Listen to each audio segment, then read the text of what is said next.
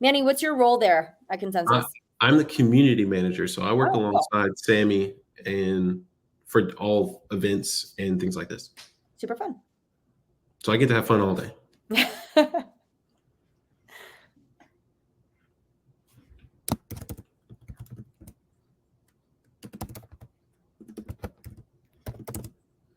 And people are rolling in. Welcome, everyone. Really quickly in the chat, if you're hearing the sound of my voice, just quickly let us know where you're tuning in from, and we're going to go ahead and get started. My name is Manny. I'm the community manager here at Consensus, and I just want to thank you all for joining Early Arrival, introducing customer success in the sales process with Christy Falteruso.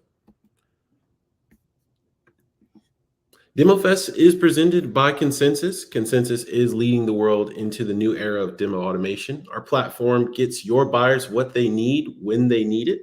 It then multiplies your revenue team's impact with unique insights on those buyers.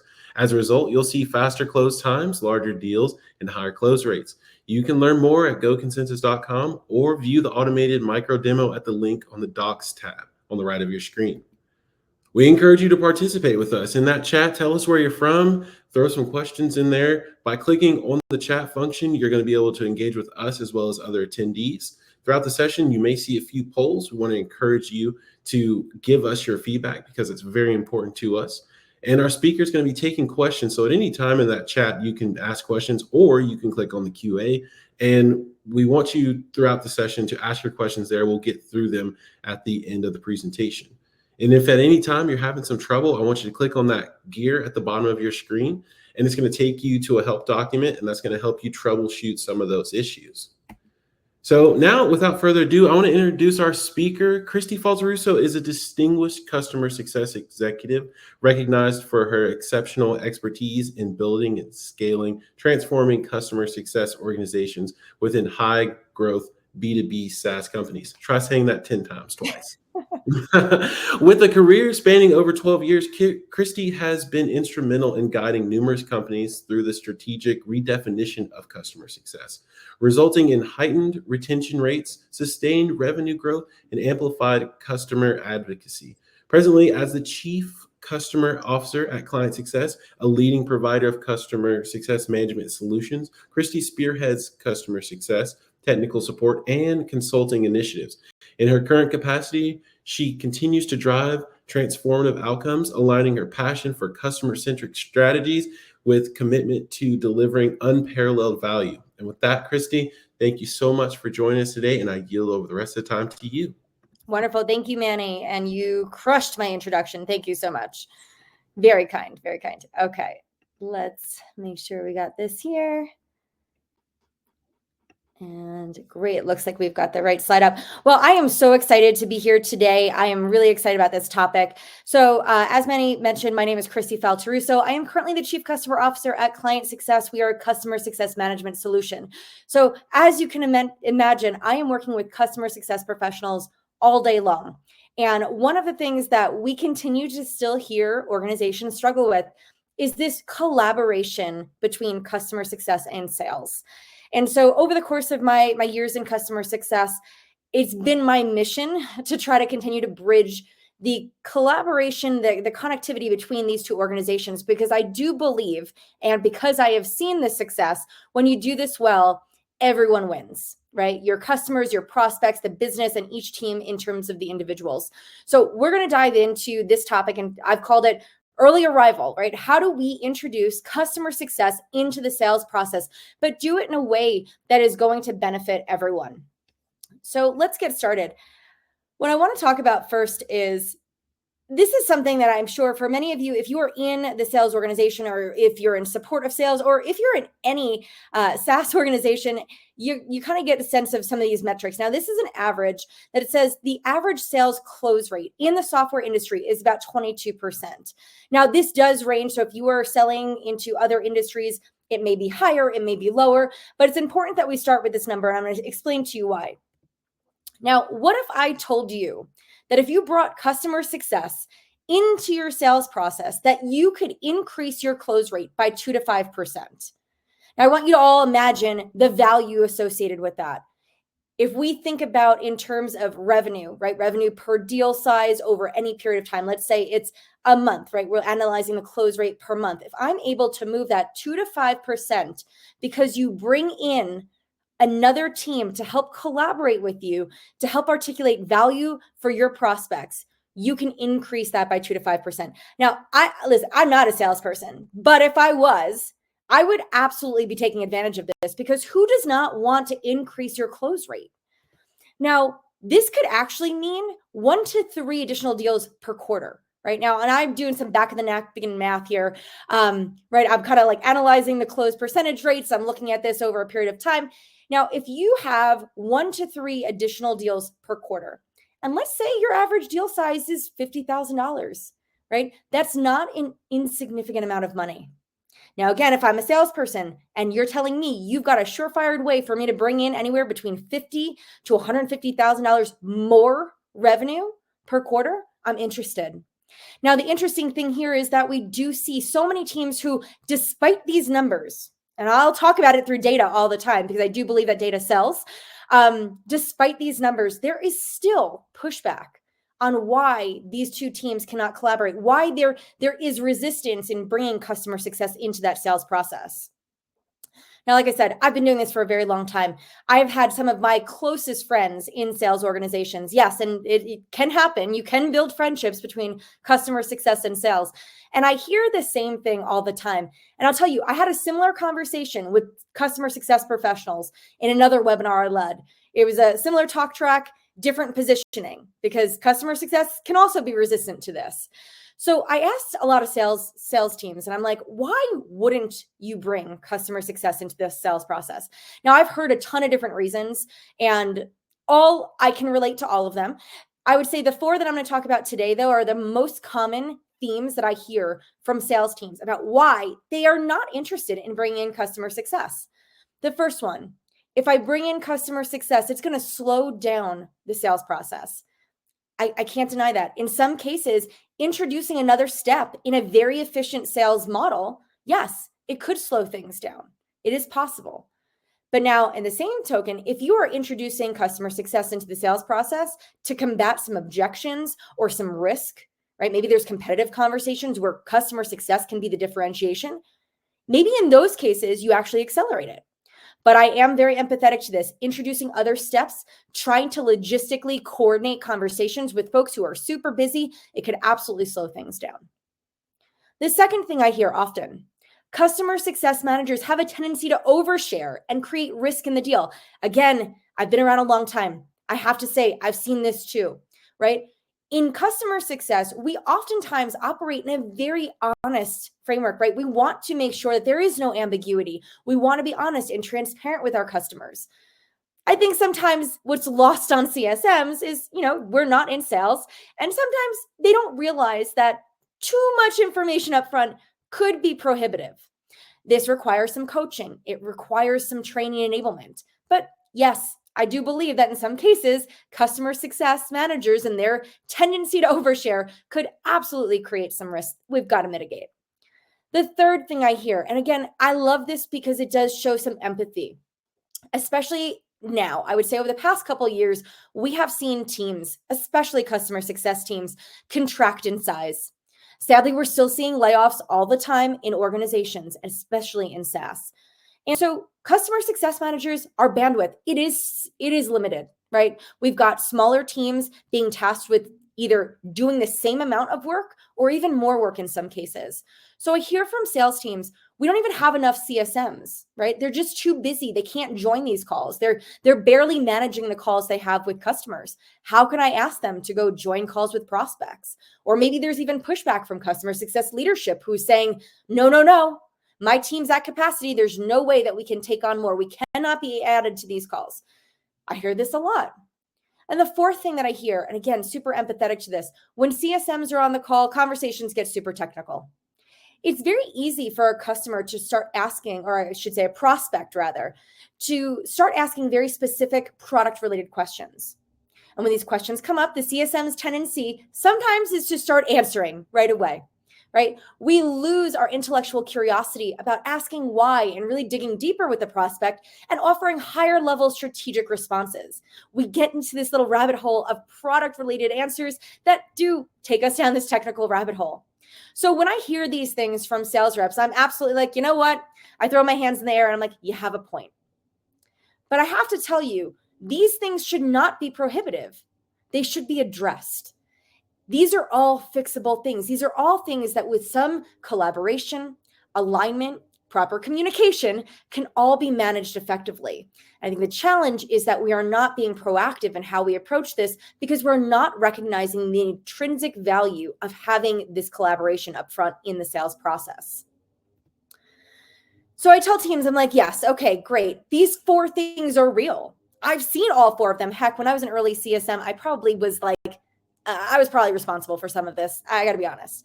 So, but I tell teams now, I'm like, this can only be true if a couple things happen. The first, if there is no clear and shared objective for why we're engaging customer success in the sales process, right? Then those things can happen. If we, as customer success professionals, if you are very intentional about giving us an objective, right? What is it that we're trying to achieve with this conversation? We can stay the course. If you tell me that it's to enable prospects, right, on what the process will look like post-sale, right, help set expectations. If you tell me, hey, listen, we're trying to demonstrate some thought leadership with some subject matter expertise, I'm clear on the objective. I can execute against that.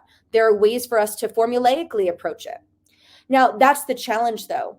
When there is no clear and shared objective, you start to run the risks of the things that we've just discussed. The second thing that I say, it can only be true if neither team has been properly enabled on the why, who, and how. Now, of course, there's more to just that framework, but I always say it kind of starts here. It's very easy for me to say, hey, Mr. AE, Bob, why don't you go bring Mary onto your call? It'll help. Well, if we haven't helped Bob understand the value of bringing Mary into that conversation, and Mary doesn't know what she should be talking about, how she should be talking about, if we don't have the context of what's already been discussed with that prospect, if we haven't been enabled on what the conversation is that we need to be having, how we should be having it, and what the objective is, we're going to get it wrong 100% of the time. And too often I see that people think that by throwing this step in there, right, unplanned, unorganized, unenabled, that we're going to have success. And the reality of it is it'll fail almost every time. And I've seen it. But if you enable both of these teams effectively on what the objective is and how to have this ongoing dialogue with the prospect and how to do it effectively with a very clear understanding of what the prospect wants to get from that discussion, we can win in that scenario. And the third thing I say, listen, sometimes there's just bad players. There could be bad players on either side. So please do not take offense if you are a salesperson and you're here and you're hearing this and this feels like a personal attack. I promise you it is not. But if you're a bad acting character and this feels real, we could do better. But there is a reality that in some cases, folks will say and do things to close a deal. And when we act poorly, right, we misset expectations, we intentionally omit things, we are just purchasing churn, right? We are setting these customers up to fail. And what happens, right? We don't get second order revenue, third order revenue. All the benefits of having successful customers are now out the window. And the only person that won there is that salesperson. And when we operate like that, that is what intentionally creates that friction between these two really powerful teams. When you have individuals who are just really not playing well for everyone to really win. So I tell teams, I'm like, listen, if we can navigate these things, those 4 risk factors that I talked about, those things that make sales folks uncomfortable about bringing customer success in, we can almost eliminate all that if we do some of this stuff right. And it just takes intention and operational efficiency to get it there. Now, I also think it's really important that we start with why we do this. And this goes back to if we have a clear objective, we can execute effectively. And so I always say, listen, why would you even want to do this? It doesn't always make sense. I've worked for organizations where customer success was built into the sales process, but we were selling to large enterprises. And so it almost 100% made sense because we were building relationships and establishing trust and credibility early, right? It also helped facilitate that sales process. It actually accelerated it in many cases. So it was very clear why we would do it in those cases. I've also worked for organizations where we sold to a long tail, right? That SMB. In those cases, sometimes that sales process was a week long. Why would we introduce another step to slow that down, right? If this is almost like a point solution sale, it may not require that. You may also not even have designated customer success management. There's other ways to go and really set the stage. So we have to really be thoughtful about why, right? Why would we want to do this? What is the benefit? So the first thing I always say is, if we can understand our why, we can start to build the processes around this. The first one I would say is this could help increase deal velocity. Now, if we're bringing customer success into that process, I want us to think really clearly about something. One, you have the ability to introduce a step maybe when you need it. I've worked with a lot of AEs who, when they get that verbal commit, guess what? That deal now, you're kind of stuck in limbo because you're not going to keep selling once you've sold, right? So once the deal is closed, you've got that verbal commit. You don't need to sell anymore, but now it's going to be going over to procurement. It's going to go over to legal. And it's really tough to find ways to organically engage with that prospect, to keep the dialogue going, to make sure that things don't go dark.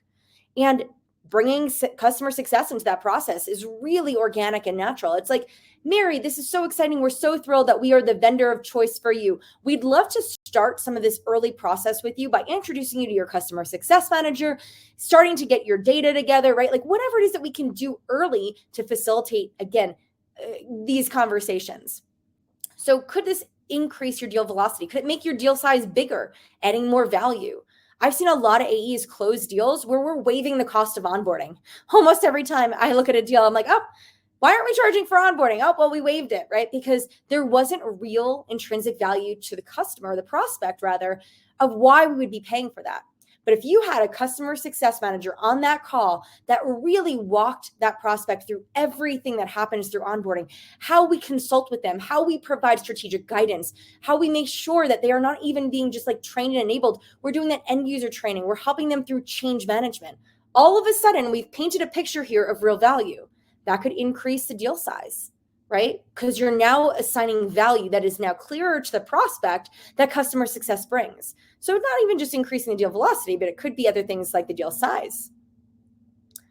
The next thing it could help with is setting clear expectations. I do believe that everyone is well-intentioned. So let me start by saying that. I don't think that anyone goes out maliciously and says inaccurate things. But I will say I've been on a lot of calls where I hear sales teams describe, oh, your customer success manager is going to act like an extension of your team. Well, guess what? If the customer success model is not designed that way, you could be misleading your customer, your prospect, right? You could be missetting expectations. Now they think, wow, okay, I'm going to get this designated resource who's going to be with me every step of the way. If I need them to do work, they're going to act as an extension of my team. Remember, that language can mean something different to everybody. But by introducing customer success into the sales process, we can now set clear expectations. And when there are clear expectations, there are better experiences. And the last thing here, it can help build trust and credibility. This is real, right? You can actually establish yourself as a thought leader, an expert, whether it be in the product or the industry as an SME, right? Once you start to have conversations with real people, it changes things. Now, I always tell folks, you don't need to bring a customer success manager into the sales process. You can have a video that the customer can watch. You can have a one-pager. You can have a page on your site you send them to, right? There's a whole bunch of ways to communicate that value. But when you have a conversation with somebody, it changes the dynamic, right? That person's real. It's not a hypothetical. You can start to build real relationships with people earlier in that process, which starts to move things further along. Right? People buy from people. So when you start to connect people, it changes things. So if you could be clear on why you would do this, it starts to make more sense for the business. So let's start with like the who, because now if we break this down, that's great, Christy. All right, you sold me, right? I'm very clear on why we'd want to do this. Tons of value. Everyone wins. Customers, prospects, sales team, CSMs, the business. So if everyone wins, how do we go about doing this? Well, the first thing you need to figure out is the who will be part of this collaboration. I'll be very honest with you. I've done it all different types of ways, okay? So the first one we'll talk about is that all CSMs. Let's assume that you work in a model where CSM assignment is like a round robin. We're going to use this as an example. So Salesforce, all of a sudden you've got a deal in there, right? An opportunity that you're working on. As you start to advance things, it might automatically generate and say, well, this is going to go to Bob. Bob will be the CSM on here. You now get visibility into that. You could say, great. As long as every CSM is properly enabled on this, we can do this as a round robin, which means if this account is going to go to Bob and I want to bring Bob into the process, I can do so. I know who it is. We can start to build those relationships early and often. It could very much make sense in a lot of companies that you want to have all of your CSMs be a part of this. Could mean any deal size. Now, in other organizations where I've also seen this very effective is that you draw a line in the sand. And you might say, you know what? We are not going to do this in every deal size because it might not make sense. But in our larger enterprise deals or like these bigger mid-market, you decide, right? What is that threshold? We're going to bring in, where we're working with these strategic accounts, we're going to bring in our senior CSMs, right? Or our customer success executives or directors or whatever title you want to assign. And we say, you know what? Only in deals of a certain size that look a certain way, maybe it's certain industries, we are going to bring in these CSMs to help there. And so that might now say only CSMs that work certain segments are going to be pulled in. And that's okay. You're going to train and enable them. And that will only mean that certain accounts, this process will be available for them. The last model I've seen, again, works successfully where it makes sense. You only bring in customer success leadership. And so you're not working with the ICs, you're bringing in CS leadership. Now I'm going to give you a quick example. I work at client success. We sell to customer success leaders. I am a customer success leader. Even before I joined client success, I've been using customer success software for over a decade. And so my sales team loves to bring me in when we have VPs of customer success or chief customer officers involved, because not only am I going to be able to talk to them about how we service our customers, I am their peer. I'm a subject matter expert, right? I can talk about our shared experiences. I can build relationships with them like other folks in our business could not. So it's also interesting to see, is there a specific model here that would suggest maybe only leadership gets pulled in? As a leader, you don't need to be a subject matter expert. Obviously, you can bring intrinsic value to the conversations as the customer success leader, talking about the value of how you operationalize your customers through the entire customer journey and what that looks like from onboarding through renewal, or what I would say is from new to renew. So you might just be a model where you're saying, you know what, we're going to leave this exclusively up to CS leadership. So this is where, again, you're trying to figure out who should be part of this collaboration. Now, if you've ever heard me talk or you've never heard me talk before, one of the things that I always do stress, customer success is not a one-size-fits-all model. It's not even a one-size-fits-most, because every business, every industry, every product, every organization is very different. So you have to figure out what works best for you. Now, I will tell you the best way to go about figuring this out is to use data. Data is your friend. So if you can say, you know what, where we struggle is in these top tier accounts, because we know our competitors are bringing in customer success professionals, or we know that we have a product gap compared to our competitors, but we believe that our customer success team is our differentiator. Great, bring them in. So you've got to figure out, how are you using this as a position of strength that is going to help accelerate the close? So at the end of the day, that is what we're building towards here, right? There's a real reason why we want to bring them in. So you've got to figure out the who and who makes the most sense for your organization. The next thing we've got to figure out is, what role do we envision them playing? If you want to bring customer success into those conversations, you have to establish that what. Now, in some cases, it's going to be to set expectations, which this is normal. This is a typical conversation. You're going to bring in your customer success team. They're going to walk the customer through the journey. They're going to talk about how they partner with them from day one. What does our partnership kickoff look like? What does onboarding look like? What happens post-onboarding, right? What happens if they have turnover in their organization, or we need to do ongoing training enablement? What happens when there's new product released? Who manages the commercials post the initial sale? Right? Is it customer success? Is it an account manager? Who will they be working with? Do they have access to support? There is so much information about what happens after that initial sale that you can absolutely leverage your customer success team to talk about. And setting these proper expectations will ensure that your customers come into that partnership very clearly aligned to what the reality will be. I often find that the deals that have the clearest alignment to what expectations will be and what that reality looks like, we get onboarding done faster. We get to value faster. We're a higher likelihood to renew. In fact, we're starting to look at data now that correlates when customer success is tied in the sales process. Is there a higher likelihood for retention and growth? Interesting, right? So we're not only tracking the value from the initial sales process, what does that ongoing revenue value look like associated with this conversation, this motion? What's the business benefit? So the first one is setting expectations. Makes perfect sense. The second thing we might want to talk about is you're a product expert. You have a lot of prospects that might be curious about understanding workflows and use cases or how other customers are using the product to achieve similar goals that they have. Now, in organizations where you have a very technical product, you might have solutions engineers as part of that conversation, which is wonderful. Great. But they're going to be talking about it through configuration, deployment, maybe even through integrations. We would be talking about it through the lens of value realization, which is a very different conversation, but still correlating to the product. It also allows customers to ask, or these prospects to ask, very specific product related workflow questions, right? I'm trying to execute XYZ and here's why. A customer success manager can ask very thoughtful questions and then help tell a story about how customers that they've worked with have accomplished similar goals. That storytelling is super powerful. We know that because storytelling is powerful in the sales process, regardless of who is telling it. And your prospects can connect to that. And they want to hear that other customers have been successful doing things that they aspire to do, right? We're selling a future vision of what's possible. Now, lastly, it's to be a subject matter expert. I always tell folks, it is a huge disservice to your prospects or your customers if you don't realize that there is so much more value that you bring to the partnership beyond the product. When folks decide to partner with a solution, they are not just expecting to get a great product. They're also hoping that this partnership is going to uplevel their visibility and knowledge about an industry that they are obviously very passionate about, right? A business that is driving their professional growth. They want to be able to continue to learn more, and that goes beyond the product.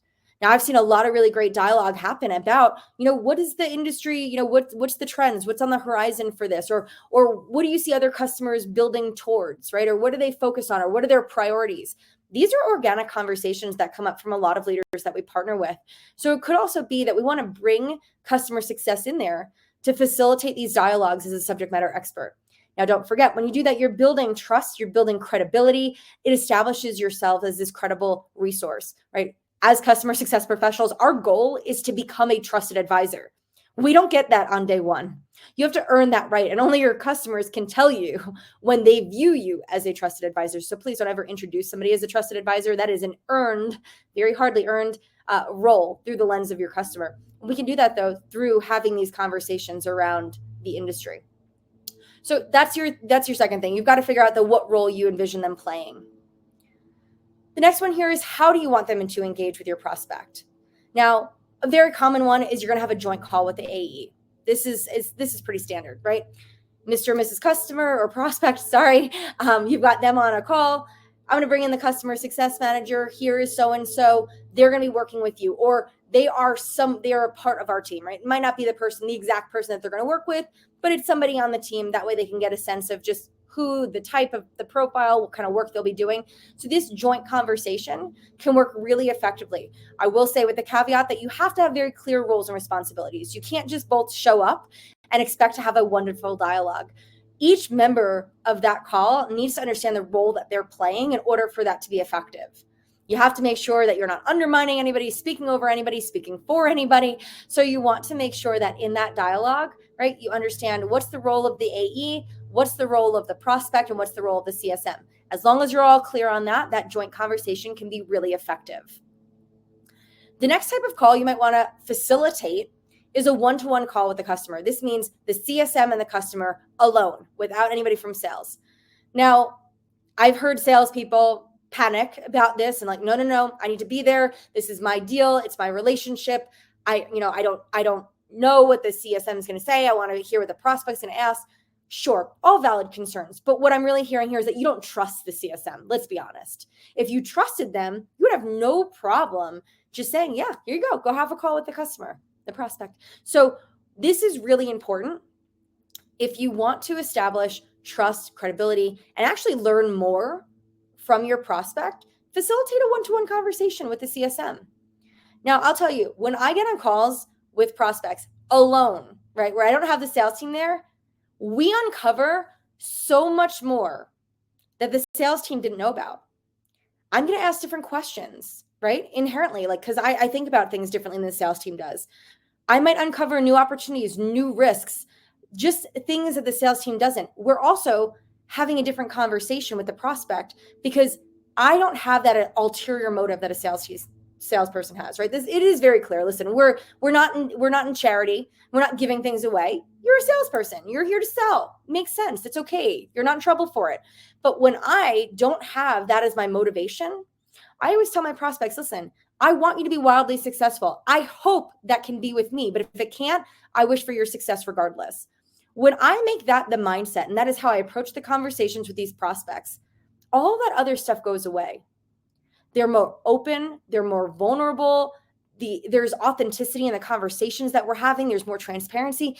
That can only happen in a safe and trusted environment. And I'm not saying that as a salesperson, you cannot establish that. You absolutely can. I see it done all the time. However, it does change the conversation when it is just a private dialogue, one-on-one between a customer success manager and that prospect.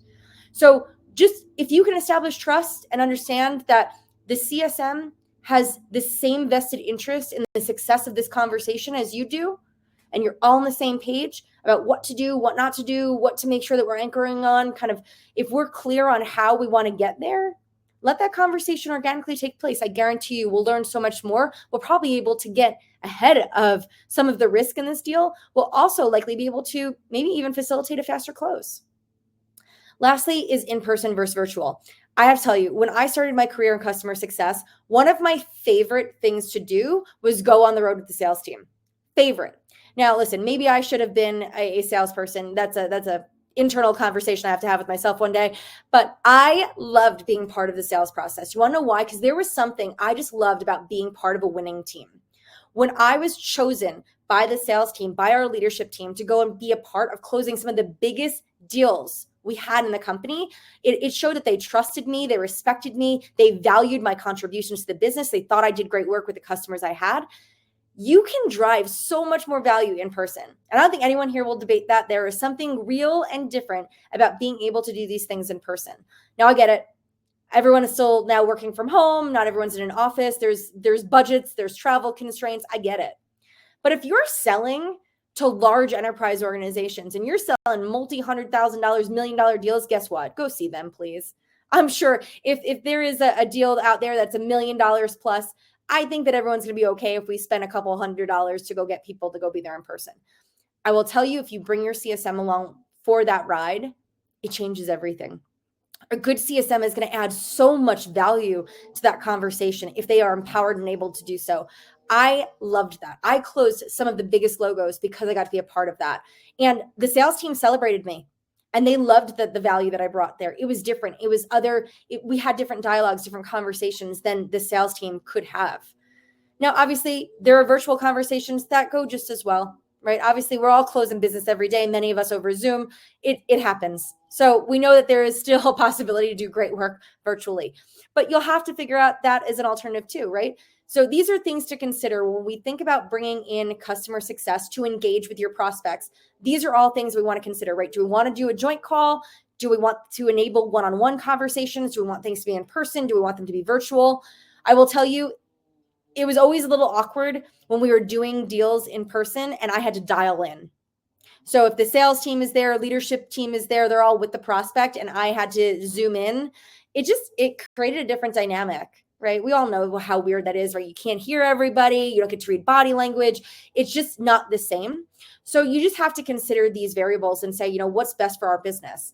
Now, I'll tell you, as always, remember, there's not a one size fits all, not even one size fits most, right?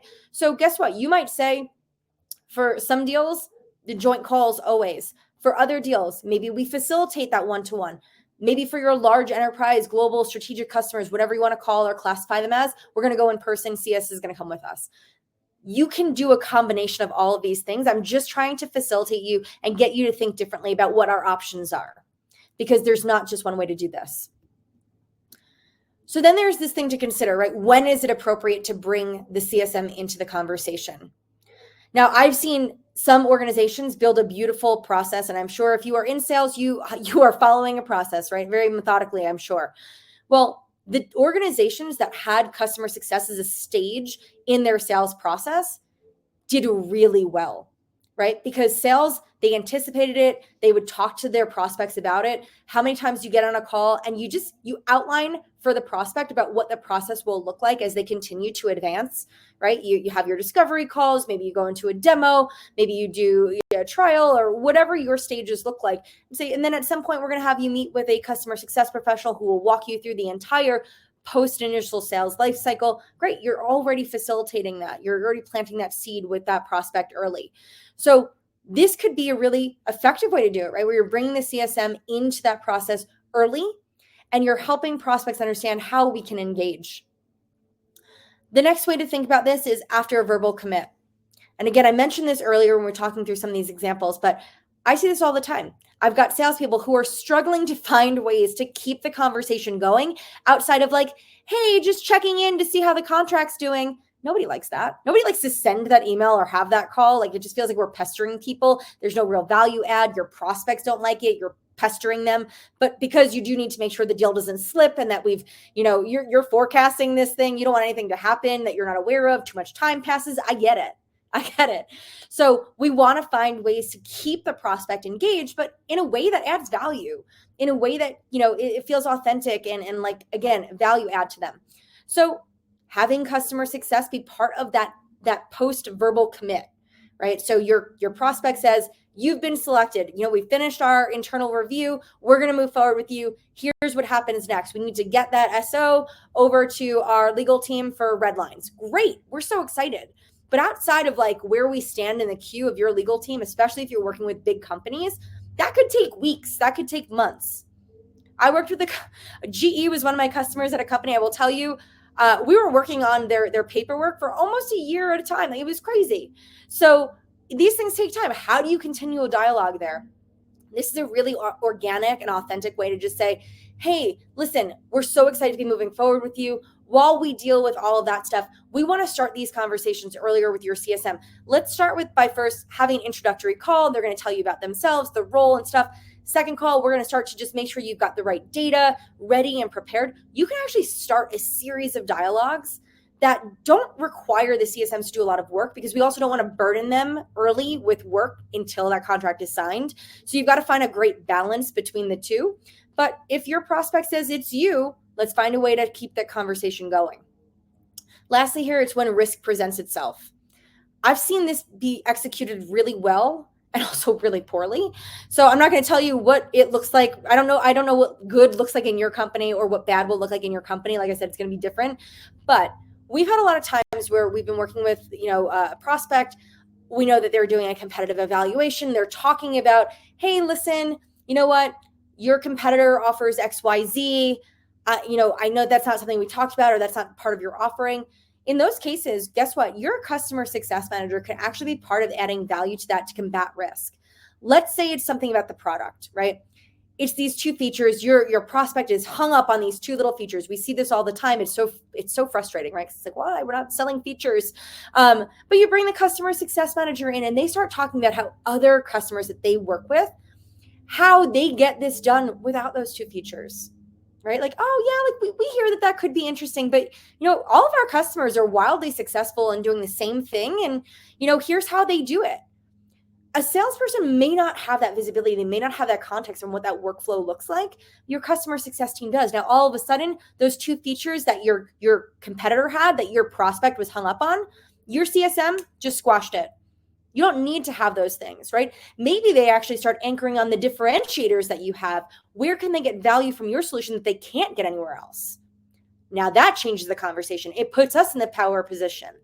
Those are the types of things that a great CSM can do incredibly well. So if you can figure out the right timing of placing these customer success managers into that dialogue, it could really be transformative. So again, these are 3 different times in the partnership. Like I said, could be early in the process, could be after a verbal commit, could be when we sense there's risk in the partnership, whatever works for your business. And again, this isn't, you have to pick one of these. It could be, you know what? We're going to do it early in the process for these types of customers, or we're going to do it after we get a verbal commit for this other type of customer, or if risk looks like X, we're going to do Y. So again, this is just kind of a framework to help you start to think differently about how we can approach this and when it might be appropriate for you. Now, I want to give you some things to noodle on, because before you move forward with this, because I know what you're all thinking, right? I'm a genius and this is amazing, and you all want to go implement this right away. You're going to call up your CS leader and be like, listen, I just heard the coolest thing. We're going to go increase revenue, close deals, bigger sales, deal sizes. I get it. We're pumped. But before you proceed, there are things for you to consider. One, it is likely you're going to have to go and design assets to support this. One of the things that I tell my team all the time is I do not need you to be an expert in PowerPoint, and I will never allow you to do the same thing more than once. Meaning, if we know that one of the conversations we want to facilitate with these prospects is that we want to have a dialogue that actually helps them understand what the post initial sales cycle looks like, great, design 3 slides. Like, here's how we work with customers. Here are some of the customers that we've worked with who have been wildly successful. Here are some of their success stories. Here's what onboarding looks like. Here's what happens after onboarding. Here's the teams you'll be working with, right? Customer success, support, services, implementation, right? Whatever that looks like, create 3 slides, right? Use those all the time. Now, I always say it's about the conversation, not the presentation. So your slides shouldn't be the dialogue. They're there as placeholders. They're usually nice to be able to send back to your prospects after these calls. Now, the other thing you might want to consider, do we have a 1-pager? This is great, right? Like, maybe the things that you're talking about could be tied to workflows, or maybe you have certain things for certain products. Don't forget, if you are at a company where you're selling large enterprise software, you might have a ton of different modular products or different product lines that you sell to.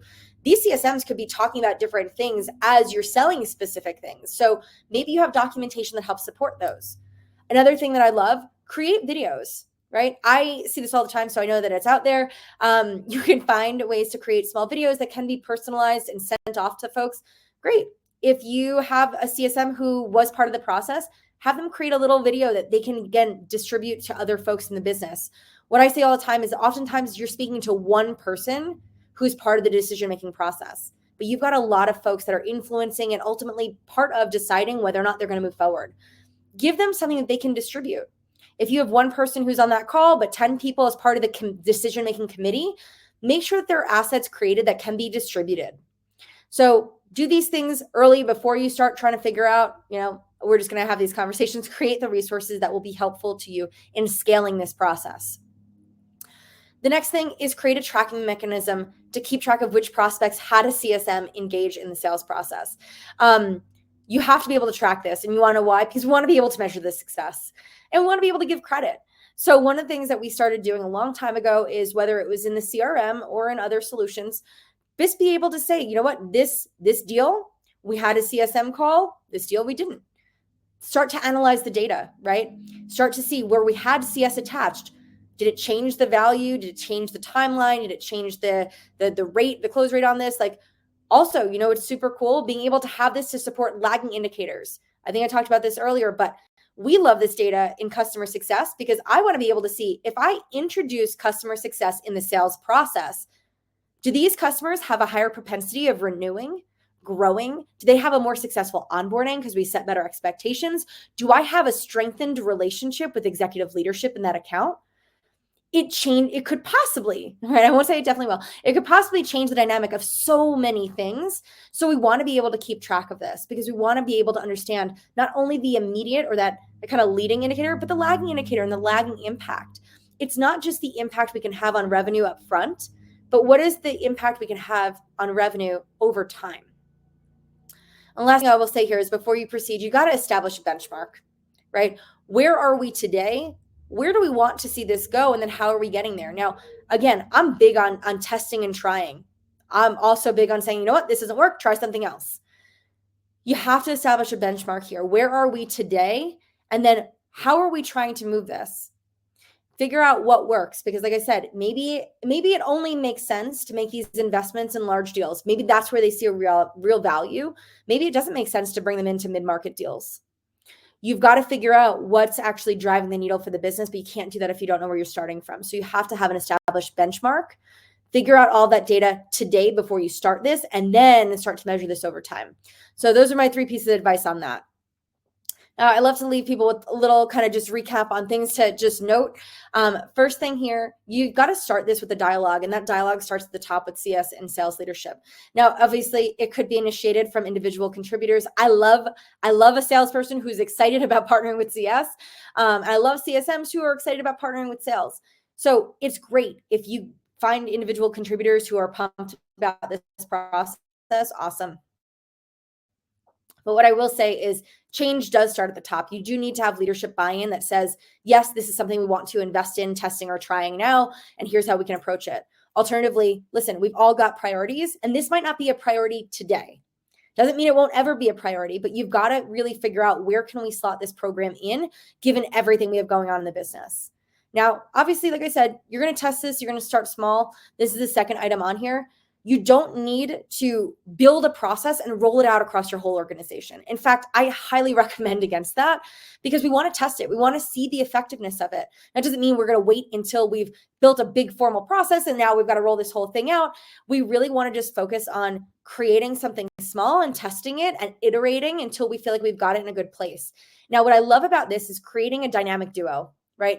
Find two people who are passionate about this collaboration. It doesn't necessarily mean it's your top AE and your top CSM. Please, let's not always start there. Sometimes those are the ones that are at odds the most. Find two people who believe that this collaboration is going to drive the business forward. Find two people who are bought into this, because when they are bought into it, when they want it to succeed, I guarantee you their success rate is that much higher. So we found an AE and a CSM that we just they were like besties. They were already got together. They worked so well together. We said, let's start here. We actually enabled them to create the process and infrastructure with an executive sponsor. So in this case, I was the executive sponsor on this. We had an AE. The sales leader was very much aware of what was going on for visibility and collaboration. And we had the CSM and the AE really driving everything. And I would be there for checks and balance and to give an opinion, right? To weigh in on things we wanted to stay away from. But we started small and we were able to iterate on this over time, and it worked really well. And what we did is those individuals actually sold this process into the organization. So instead of it coming from the leadership team being like, this is what we're going to do and here's why we're going to do it, we had an AE and a CSM who saw tremendous success go back to their peers and say, hey guys, this works. I'm telling you, here's what we did. Here's how it performed. You got to try it, right? It's different when your peers are selling something than when something's coming top down, right? The proof is in the pudding, as they say. So being able to test it, try doing it small and then rolling it out. The third thing is you've got to design what the process will look like at your company. Like I said several times today, there is no one size fits all.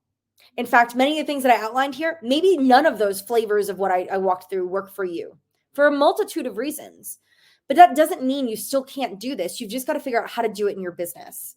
Now, like I said, I've done this. I've been at 5 different companies, guys, building, scaling, leading, transforming customer success teams in 5 different companies. Guess what? I've done it 5 different ways. And all 5 ways we did it worked, but it looked very different. And that's okay, right? There's no wash, rinse, repeat. You got to figure out what works for you. Design something, modify it, test it. That's why we do these testings. So, and don't feel like because something worked somewhere else that it's going to work for you. It just very, very well may not. Number 4 here, you have to train and enable people. And I stress this so much because the thing that I hate the most is when we set people up to fail. And then we believe that processes do not work or that a program can't work because it failed us because we failed the teams involved. This happens all the time. Sadly, I see businesses, they're like, well, we build a deck and we trained people on it. And all of a sudden, it didn't work for us. It doesn't work for us. Training and enablement is an ongoing thing, right? It's not something that happens once. I'm sure if you're part of a sales organization, you might even have a sales enablement function in your business. Maybe as a company, you have an enablement or training program or person or team even. It's because training enablement takes time, right? How many times I always think about this. Listen, I have a 16-year-old daughter right now who's just starting to drive. I can't assume that because we took her into a parking lot one time that she can go drive across the country and be okay, right? She's going to have to do laps a lot of times. She's going to have to drive local streets. She has to learn by doing it. And we've got to iterate on it. We got to keep training them and reinforcing it. Just the same way we use Gong and Chorus and all these other tools out there to listen to calls, provide coaching, iterate on things, come up with talk tracks, the same thing needs to be true for using a program like this in your process. You've got to figure out what works, what resonates, what doesn't. What do you want to stay away from? What got us in a little bit of a tricky conversation? Everyone needs to be trained and enabled properly, and this has to be established over time. You have to figure out what are the metrics we want to measure and measure them effectively and continue to do so. And that goes to my last point. Measure everything. Measure everything.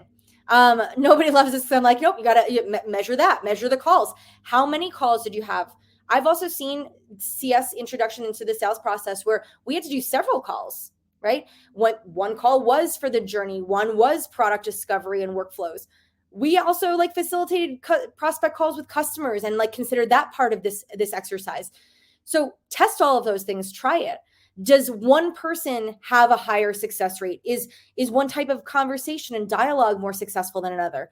Test all these things, measure everything, because you want to understand what is the thing. Maybe there's the one thing. Maybe you figure out what is your one thing that we know 100% of the time, if we do this, this is what has the most impact on that close. At the end of the day, that's what we're doing here. We're trying to drive the business. We are trying to drive our organization forward. We want this to be a better experience for our prospects who become long, loving, lasting customers. And we want to create better collaboration between these two functions that are critical to the success of our company. So that said, that does bring me to the end of our presentation. I'm going to stop sharing so I can kind of come center stage here. And I do believe that we're going to hopefully have some time for Q&A. We do. I'm going to actually, before you do that, I'm going to share the survey with everyone. Honestly, things like this don't continue, guys, without having surveys to answer the questions that allow us to surface people like Christy to the DEMOFEST stage. So take a moment, acknowledge that survey. And Christy, I'm going to feed you this first question. How can you share some objective examples for engaging both teams? How would you, that was from Edda. Okay, repeat the question for me. The objective of why do I want to engage? Do you have some shared objective examples for engaging both teams? Yeah, so honestly, when we do bring customer success into the process, we actually are looking at the same metrics for sales. So our objective is actually the same. Our ideal is that we're closing these deals, right? It's improving the close rate and the deal size. We also do look at things like I said, for the example that I used at our company is how many times do we see the sales team waive the onboarding fee? I mean, this is notoriously the thing, or give some early opt out or something that just feels a little unnecessary because we obviously hadn't articulated the value. So we look at measuring all these things and those become the objectives or the KPIs that we say, great, if we're bringing these two teams together and we're bringing customer success into the sales process, those start to be the objectives that we measure against or the KPIs. Hopefully that answers the question. All right, lightning round. What customer success software has worked best for you in your career? Okay, listen, I work for Client Success. We are a customer success software. I can't sit here confidently and say one of my competitors. I'm going to say Client Success. I've been using it here for 3 years. I'm wildly successful using it. Have I used others? Yes. Are there other great alternatives? Absolutely. I love the space that I operate in, but I have to say my own solution, Client Success. Good answer. In lieu of not having the availability of a CS rep, would a generic pre-recorded consensus video from a CS leader be a good launch point, especially to build the case to CS that would pull CS in the sales playbook?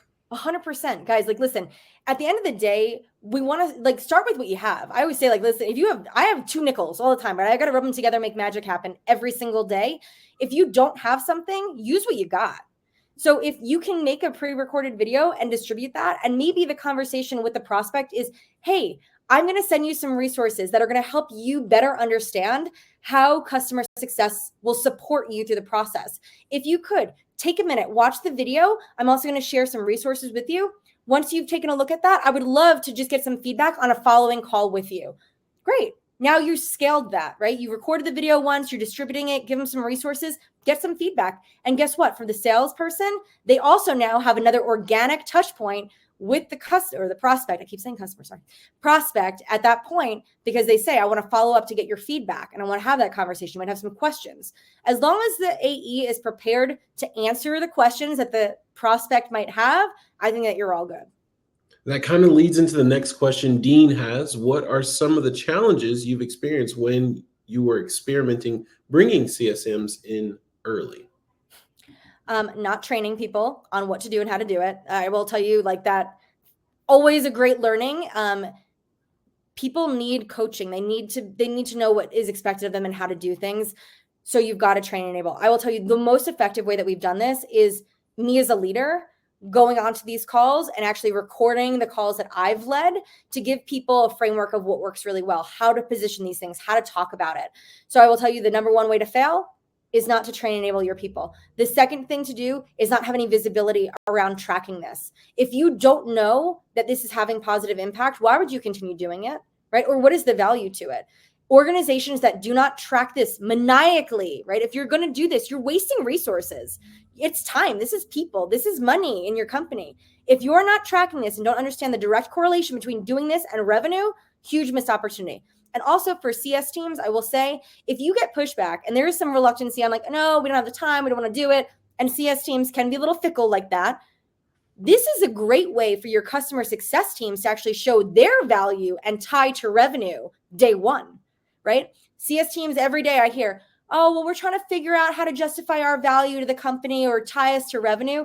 Heck, if I told you day one, this prospect becomes a customer because you were tied to that call or a conversation or a part of that process, you've just solved a big problem there. So train and enable your people, get ahead of these benchmarks and measurements, and then just sell people on the value. Because if they don't understand the value to them as professionals, they're not going to be bought in. Okay, I like that. Do you suggest different assets for pre-sales and post-sales, or could they be the same? They can be similar. Maybe there's some like language, there's some positioning. What I am told from salespeople all the time, again, is this overshare that might happen. Again, customer success, we are giving a level of detail to customers that is required. That same level of detail might not be required in the sales process. So just be very cognizant of that. So yes, can you? Sure. Just make sure that both parties are aligned, that is the right messaging and the right information to be sharing at both stages. Okay, well, I'm going to share a couple more slides. I just want to say I thank you for gracing the DEMOFEST stage and being a champion for client success, customer success. They need a seat at the table always, and thank you for being a champion of that. I want to remind everyone that it doesn't stop here. DEMOFEST is hitting the road again in DEMOFEST X. And we had a great time in San Francisco in February, and we can't wait to see you all in London and New York City. So if you want to register for that or either one of those, you can always go to demofest.com or the link at the docs tab on the right of your screen. And then if you have some time, please stop by our expo hall and visit our premier partners of DEMOFEST. Remember, there's no transfer of money involved in this event. So all of our partners here have gone above and beyond to contribute to make this event a success. Honestly, I want to thank you again, Christy, for your valuable insights and knowledge. That's all we really have for today. So if anyone has any more questions in the chat, I want us to keep rolling. And for those who have to head out, we'll see you tomorrow morning at 8 a.m. Mountain Time for our keynote presentation with Keith Tanaka. Let's see if we have any more questions in the chat.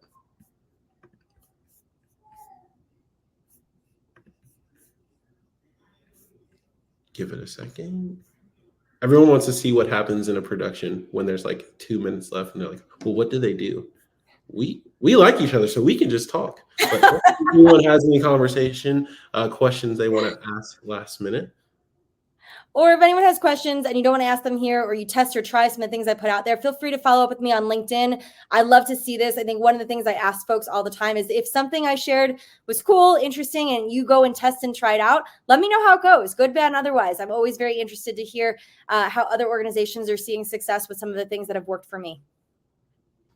I like that. Let's see. Any more questions? I think we might be good. I think we're good. All right, Manny. Well, thank you so much for having me. Thank you to the consensus team. This was a lot of fun. Hopefully everyone saw some value in the conversation, and hopefully we could see more collaboration between sales and success. Okay. All right. All right. Thank you. Bye. Bye-bye.